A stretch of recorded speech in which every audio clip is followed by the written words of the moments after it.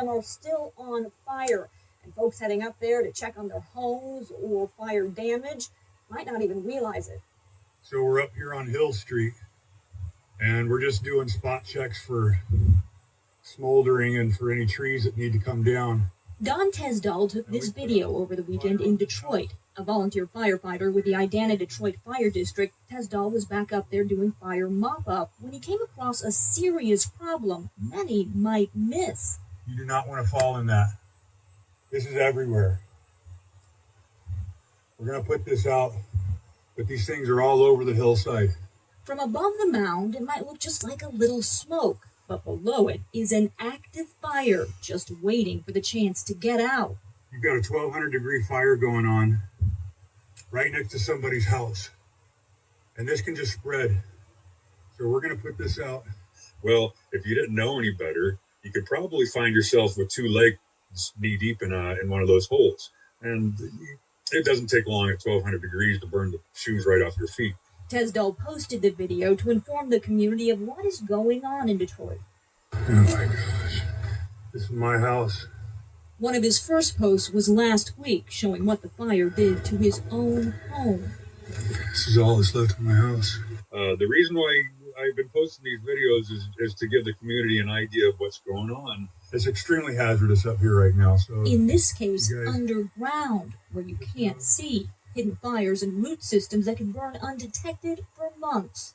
You know, I would be a bit surprised if we still have a lot of this stuff going on well into February. Fires that not only pose a danger to those walking on the ground above them, but for anyone even near them. It becomes like clay. You walk over the top of it and it just breaks. It's real fragile. So it wouldn't take very much for a very dangerous tree to just topple down onto the highway. Because the fire district is all volunteer, it has nowhere near the number of chainsaws and tools it needs to deal with the dangerous trees. It's hoping donations will help with that. Because these firefighters know their work is far from over, and so are the dangers. We're still trying to save houses.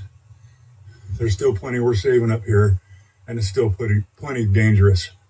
If you'd like to help out these volunteer firefighters who have done so much over the last couple of weeks, there is a donation tab on the Idana Detroit Fire District webpage.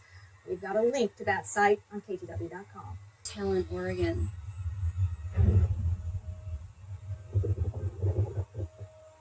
The chaotic scene was the result of the Almeida Drive fire, a fire that ultimately spread through multiple towns.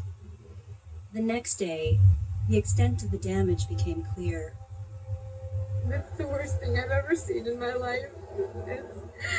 I've seen videos, but it's 1,000 times worse than I could have ever imagined. I'm sorry. When compared to some of the other wildfires raging in remote areas along the West Coast, the Almeida Drive fire burned less overall territory, but it was particularly ruinous because it struck well-populated areas. So how did it get so out of control? We analyzed satellite images, social media postings, videos, and first responder radio traffic to create a snapshot of the disaster's destructive 24 hours. It's late morning on September 8th, when the fire starts in an empty field on the northern outskirts of Ashland.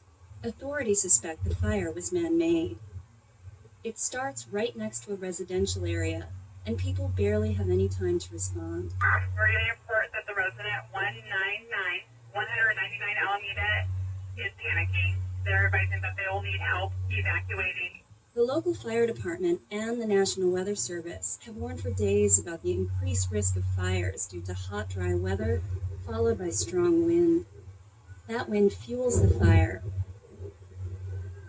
This satellite image of the origin was taken an hour into the fire and detects heat. We can see that the fire has already moved around 2 miles. The full image shows how the smoke has drifted low and far, an indication of strong winds, and the fire's future direction. By total chance, that direction will take the flames along 2 highways that cross through 3 adjacent towns. This is why the fire will destroy so much property. It starts near a populated area, and the wind direction aligns perfectly with the valley. Businesses and entire neighborhoods, as seen here, right at the Phoenix-Medford border. Officials estimate that the Almeida fire destroyed more than 2,300 homes. As for how the fire started, There's over Ashley and Luke 10,000 say they homes launched that have a been criminal burned. investigation. It's about time they do an investigation.